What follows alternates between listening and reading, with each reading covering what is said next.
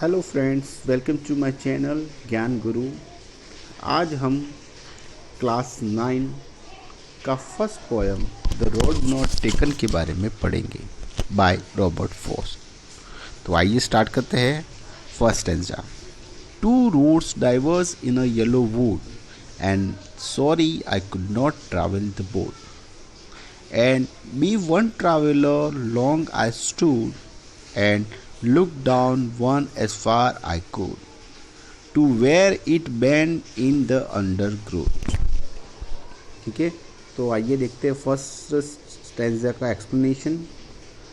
यहाँ पे poet walk कर रहे हैं रोड पे और आगे जाके उन्हें एक डाइवर्जन मिलता है।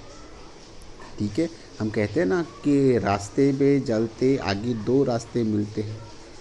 सो there are the two different parts and he had to choose one out of them. मतलब कि ये कि उन्हें दो जो रास्ते मिले उनमें से एक रास्ता उन्हें पसंद करना था।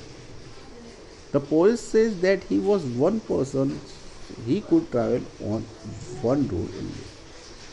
पोएट खुद अकेले थे, इसलिए उन्हें दोनों रास्तों में से एक ही रास्ते पर मतलब पसंद करना था और एक ही रास्ते पे जा सकते थे। So he had choose one out of this two road. इसलिए उन्होंने दोनों रास्तों में से एक रास्ता पसंद करना था। Yellow wood means a forest with leaves which are wearing out and they have turned yellow in colour the season of autumn.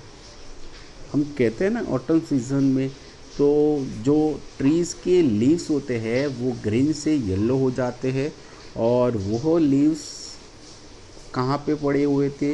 Road पे पड़े हुए थे। ठीक है, और it represent a world which is full of people where people have been living for many years. They represent people who are older than the poet. The poet kept standing there and looked at the path very carefully as far he could see। अब वहाँ पे poet को ये तय करना था कि वो किस रास्ते पे चले।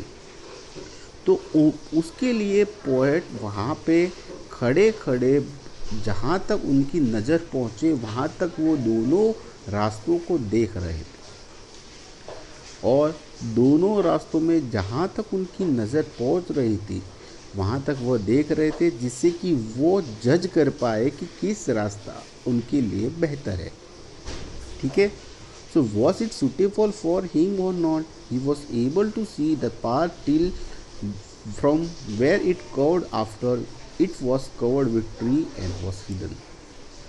It happen in our life also. We have choice, we have alternative, but we have to choose only one out of them. We take time to think about the pros and cons। अब यहाँ पे क्या कह रहा है कि जैसे poet को दो रास्तों में से एक रास्ता पसंद करना था, वैसे ही हमारे जीवन में भी ऐसा समय आते हैं जिनमें हमें दो ऑप्शन में से कोई भी एक ऑप्शन या एक ऑल्टरनेटिव चूज़ करना होता है। तो हमें उस पोजीशन या उस समय उस चॉइस को ध्यानपूर्वक ज्ञान से उसके एडवांटेज उसके डिसएडवांटेज के बारे में स्टडी करना है कि अगर कोई मैं चॉइस कर रहा हूँ तो उसके मुझे क्या एडवांटेजेस होंगे, क्या डिसएडवांटेजेस होंगे।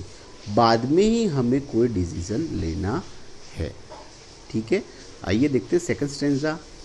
Then took the other just as fair and having perhaps the better claim, because it was grassy and wanted wear through as for the passing there, had warned them really about the same। अब second stanza में poet हमें ये कहना चाहते हैं कि the poet kept on looking at one path for a long time to check if it is the right path for him or not, and then he decided to start walking on the path because he felt that both the paths are equally good। बहुत देर सोचने के बाद poet ने decision लिया कि मैं दूसरा रास्ता चूज़ करूँगा। क्यों? क्योंकि उन्हें ऐसा लगता था कि दोनों ही रास्ते क्वाइट गुड मतलब इक्वली गुड है। He says that just a fair, so he felt that both the paths were equally good and started walking on one of them. He added that maybe he felt the path was better for him, so he chose it as it has grass on it, which means that it is unused.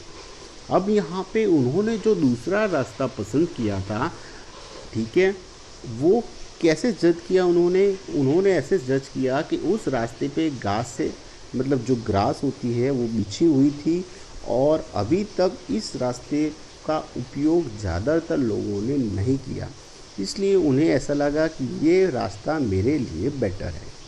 Not many people had walked on this path earlier, that is why this path was grassy. And wanted wear means that it was not walked on many people. After he walked on the path for some distance, he realized that both the paths were being worn out on the same way. Both the paths were similar and worn out. ठीक है, तो फिर जो दूसरा path उन्होंने जो select किया था उस पे थोड़ी देर आगे जाने के बाद उन्हें ये रियलाइज़ हुआ कि दोनों ही रास्ते आगे से ख़राब हो चुके हैं.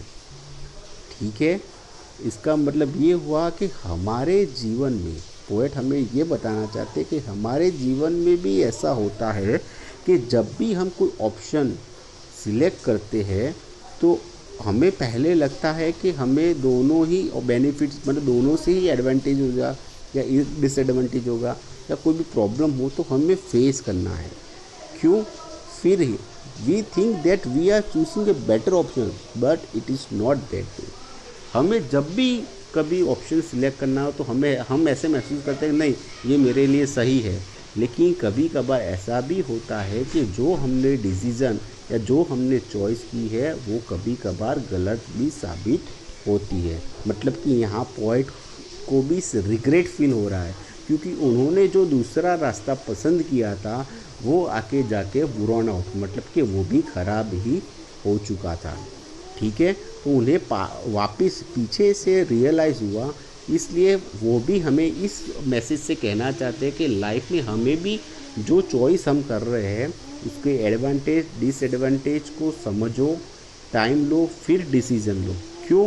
क्योंकि अगर ऐसा हो सकता है कि हमने जो ऑप्शन लिया वो शायद अच्छा ना भी हो और हमें ये मौका नहीं मिलेगा कि हम दोबारा उस चॉइस को वापस सिलेक्ट कर पाए. आइए थर्ड स्टेंजा में देखते हैं.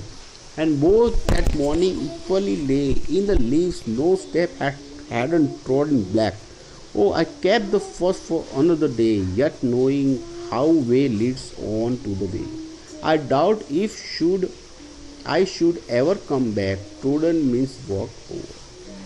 अब यहाँ पे पोएट कहने चाह रहे थे कि सुबह जब वो रास्ते उस पाथ पे आए थे तो दोनों ही सेम दिख रहे थे और दोनों ही रास्तों पे पत्ते बिछे हुए थे और अभी तक वहाँ पे कोई आया नहीं था. मतलब कि ज़्यादातर लोग उस रास्ते से गुजरे नहीं थे, इसलिए सभी जो रास्ते थे वो ग्रीन थे. इसलिए उन्होंने चूज़ किया कि आज मैं इस रास्ते से जाता हूँ और कल मैं दूसरे रास्ते से जाऊँगा. लेकिन आगे जाके जैसे ही वो चलने लगे ही न्यू दैट उन्हें रियलाइज़ हुआ कि जो रास्ता उन्होंने सिलेक्ट किया है मतलब कि अब उन्हें वही रास्ते पे चलना पड़ेगा चाहे कोई भी कठिनाई आए, क्योंकि अब उनके पास वो मौका नहीं है कि वो पहला वाला रास्ता चूज़ कर सके. तो वैसे ही हमारे जीवन में भी है कि अगर हम कोई एक ऑप्शन चूज़ करते हैं या सिलेक्ट करते हैं तो हमें उसमें ही आगे बढ़ना है, चाहे कोई भी तकलीफ़ें क्यों ना आए, हमें उस तकलीफ़ों का सामना करके आगे बढ़ना है. क्योंकि अब हमारे पास वो मौका फिर से नहीं आएगा कि हमें वो चॉइस वापस दोबारा सिलेक्ट करने को मिले. Fourth stanza, I shall be telling this with a sigh somewhere ages and ages hence. The two roads diverged in a wood and I took the one less traveled by, and that made all the difference. और fourth stanza में poet हमें ये कहना चाहते हैं कि he said that in the future he will take a deep breath and say once upon a time he had reached such a point in a life, there were two options for him and he traveled on the road which had been traveled up by a lesser people. मतलब कि वो future में ये कहेंगे, मतलब कि उन्हें एक ऐसा जीवन में चॉइस मिला था, बेटर चॉइस ऑप्शन मिला था कि उन दोनों में से एक रास्ते को चुनना था और उन्होंने वो चॉइस ली जहाँ पे कम लोग चले थे। लेकिन अनफॉर्चुनेटली उनका जो चॉइस था वो थोड़ा गलत साबित हुआ, इसलिए उनको उस बात का रिग्रेट फील हो रहा है। तो यहाँ पे पोएट एक इम्पोर्टेंट मैसेज करना चाहते हैं सभी स्टूडेंट्स को कि जीवन में आगे जाके हर एक बच्चे को, हर एक स्टूडेंट्स को ऐसे मौके आएंगे जिनमें आपको भी दो में से एक चॉइस करना है। तो चॉइस करते समय आप अपना टाइम लीजिए और जो चॉइस कर रहे हैं उसके advantage, disadvantage, pros and cons, मतलब कि नफ़े नुकसान के बारे में सोचिए और फिर ही चॉइस लीजिए, क्योंकि जीवन में आपको ये मौका नहीं मिलेगा कि आप वापस से वो चॉइस को सिलेक्ट कर पाए। आशा करता हूँ दोस्तों आज की ये पोएम का आपको एक्सप्लेनेशन अच्छे से समझ में आया होगा, ठीक है। और आपको ये एक्सप्लेनेशन कैसा लगा प्लीज़ लाइक और कमेंट करना नहीं भूलिएगा। जिन लोगों ने अभी तक मेरे चैनल को सब्सक्राइब नहीं किया प्लीज़ सब्सक्राइब कीजिए। तब तक के लिए धन्यवाद and have a nice day.